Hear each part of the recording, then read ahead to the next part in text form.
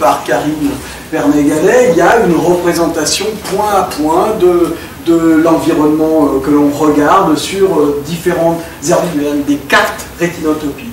Et avec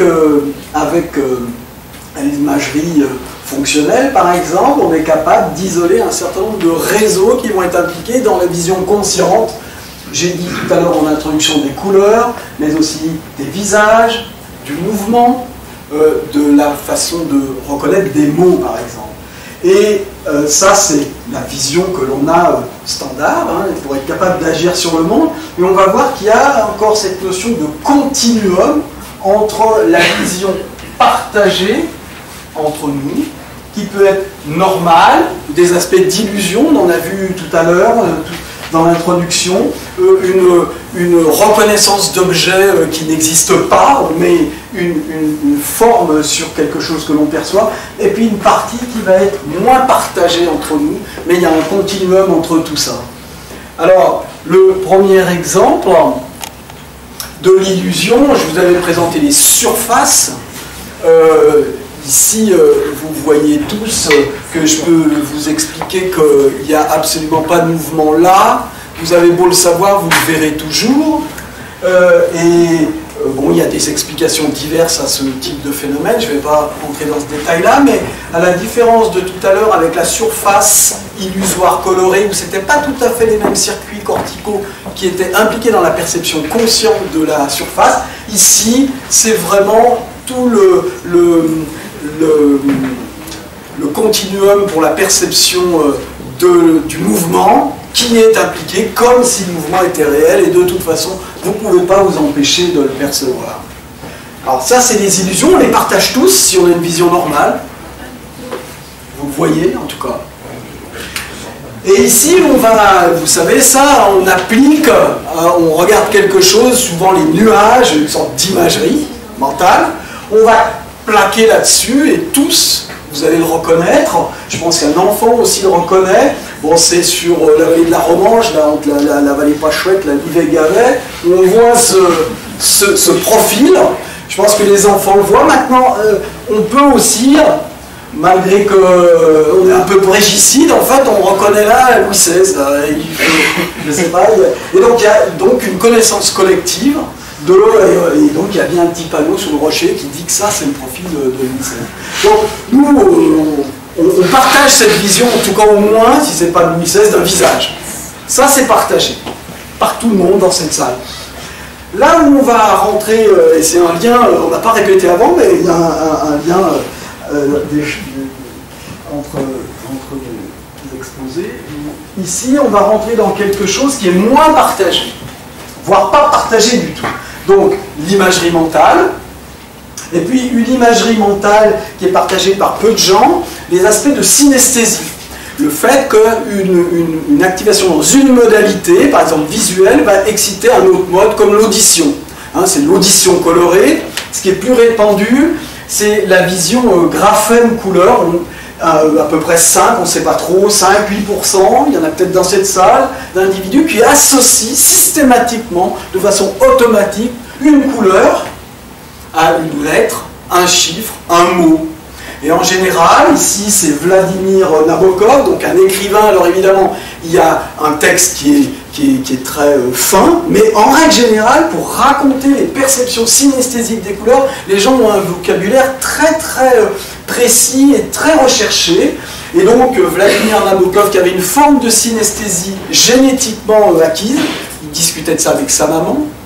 En général, les synesthètes, au bout d'un moment, ils se rendent compte qu'il n'y a bien qu'eux qui associent le rose au A. Hein, donc, et son fils, Dimitri, est aussi synesthète. Et vous voyez que, et polyglotte, pour Vladimir Nabokov, vous voyez que c'est le A anglais, bah, c'est pas le même que le A français, puisqu'il y en a un, bah, il est associé avec du bois mouillé, puis l'autre, c'est plutôt de l'ébène poli. Donc on voit qu'il y a des choses que vous, le A qui sont en anglais ou en français, si vous n'êtes pas synesthète, ça ne vous parle pas du tout. Et en fait, les synesthètes qu'on a étudiés ici à l'Institut des neurosciences, vous voyez, je dis des exemples donc des couleurs ici, et c'est totalement reproductible, et c'est à cela d'ailleurs qu'on reconnaît le vrai synesthète du faux synesthète.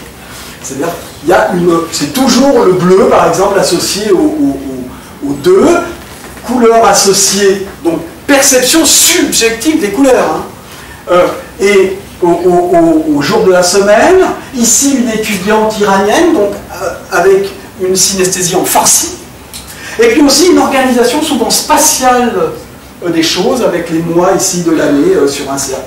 Et ce qu'on a montré, c'est que justement, malgré certains écrits qui avaient été publiés, en fait, donc cette perception subjective des couleurs, on voit des couleurs, il n'y a pas de couleurs, et bien en fait, nous, avec mon collègue Jean-Michel Huppé du CERCO à Toulouse, on a montré qu'aujourd'hui, on n'était pas capable, avec les techniques qu'on a, de façon statistiquement robuste, de dire oui, dans le cerveau des synesthètes, qui n'est pas du tout une pathologie, hein, il y a telle modification structurelle de leur cerveau. Alors qu'il y a eu des théories qui disaient il y a une connexion plus forte entre une partie du cerveau qui est impliquée dans la perception des couleurs et du langage, ou alors une inhibition qui n'existe pas, ce qui fait que ça stimule les deux. Ça, pour nous, on ne peut pas le montrer aujourd'hui. Donc on ne sait pas où est cette perception synesthésique des couleurs. Alors d'autres choses, et la synesthésie est proche de quelque chose d'hallucinatoire, puisqu'on voit quelque chose qui n'existe pas. Alors il y a d'autres types d'hallucinations, des hallucinations conscientes, hein. On sait que c'est pas là, d'accord?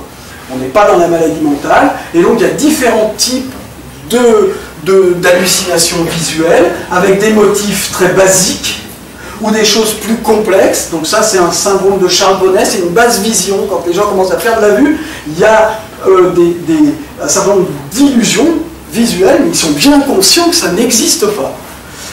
Et un certain nombre d'autres pathologies qui génèrent des hallucinations, et en particulier une patiente de Laurent Vercueil qu'on a étudiée et que Laurent va exposer. Oui, merci Michel. Donc, en fait, vous avez compris que le but de l'exposé, là, c'est d'illustrer un petit peu différents états de conscience en les tirant, le cas échéant, vers des cas, donc des cas de conscience. Et il y avait deux patientes que je voulais présenter. Alors, s'agissant de patients, on s'assure que... Sens d'information sur V1, donc qui peut venir ici d'une résection de cette partie, ou d'autres choses, il va y avoir une génération automatique de motifs, et ça a été étudié au début du XXe siècle, en fait, par Kluver, qui,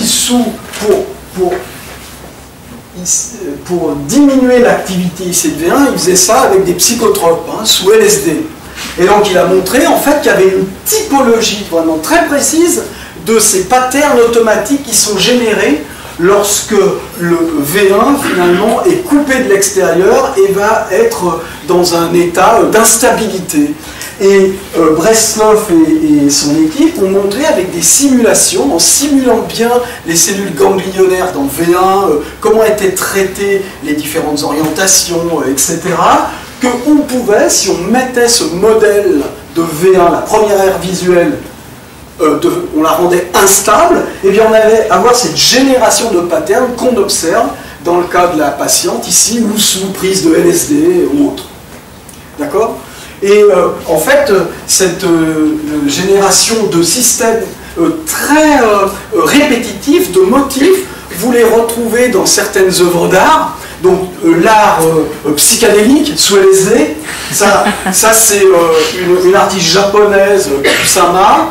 Mais vous retrouvez ça dans des peintures aborigènes avec prise de substances hallucinogènes. Et puis vous avez les gens qui hallucinent tout seuls. Hein. Vous avez les peintres spirites du début du XXe siècle qui peignaient sous l'emprise ils avaient des visions et puis on leur disait tu vas peindre ça. Donc Victor Simon, vous avez Augustin Le Sage, des peintres spirites. Vous en avez dans les musées dans le Nord, parce qu'ils venaient du Nord. En général, c'était des mineurs hein, qui n'avaient aucune connaissance de la peinture. Une voix leur dit, il faut que tu peignes. Ils se mettent à peindre et ils font des trucs complètement, des patterns comme ça, très répétitifs.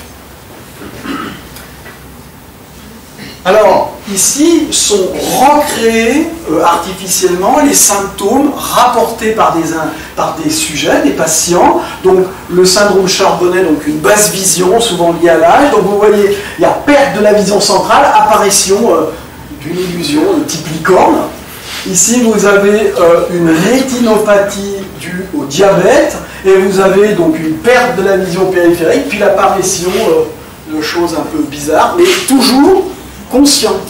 Et puis ici, glaucome, perte de la vision progressive, vous voyez l'apparition, la perte là en périphérie, puis l'apparition recréée, fabriquée de ces fleurs. Alors peut-être, juste pour terminer sur le Charbonnet, donc Charbonnet c'est ça, hein, c'est déprivation solaire, c'est en gros un cas de tente sombre. Hein, la patiente en traitement, elle avait une tente sombre sur un demi-champ visuel. Donc déprivation visuelle, déprivation des afférences. Le Charbonnet, par extension, est étendu à d'autres canaux sensoriels, c'est pas uniquement visuel, on peut avoir des phénomènes auditifs, par exemple, sur des baisses très rapides de l'acuité auditive, et probablement ça peut contribuer un petit peu au mécanisme des acouphènes. Et il n'est pas couché, on l'a fermé. Et en fait, si vous voulez, ensuite ce qui va déterminer notamment ces constitutions, c'est bien sûr les propriétés neurales elles-mêmes, et des prédictions qui sont faites sur ce qui doit être là. Et ces prédictions illustrent un phénomène qui est très important lorsqu'on aborde un petit peu ces phénomènes de conscience altérée visuelle, on va dire, qui est le phénomène top-down, le fait que nos perceptions ne sont pas asservies complètement par l'environnement, mais elles sont aussi déterminées par ce qu'on attend de voir à tel endroit. Et une belle illustration, alors on a vérifié que ça marchait. Ben oui. Attends, si tu veux. Je sais. Oui, je veux. Voilà, donc vous allez bien jouer le jeu et fixer la croix centrale.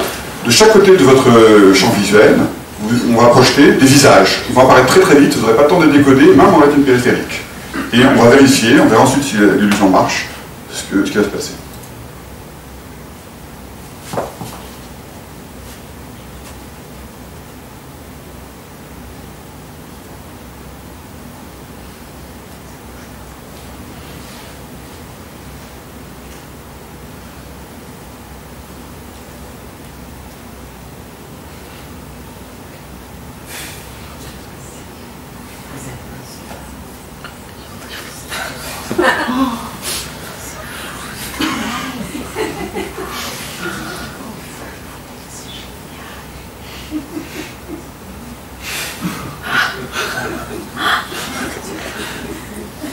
On dirait que ça fonctionne.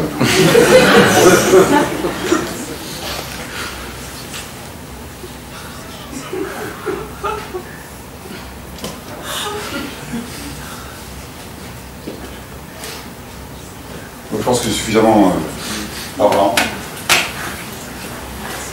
Donc, est-ce que vous avez tous vu des caricatures complètement grotesques? Oui. Alors donc, les photos qui sont montrées ne sont pas déformées. Hein. Alors, en fait, ça va fonctionner sur le fait qu'on n'est pas en fixation centrale, donc on manque d'informations, et on prédit des visages. Or, les visages qui se succèdent très rapidement ont des variations anatomiques. Certains ont les yeux plutôt un peu grands, d'autres plutôt étroits, des nez plutôt longs.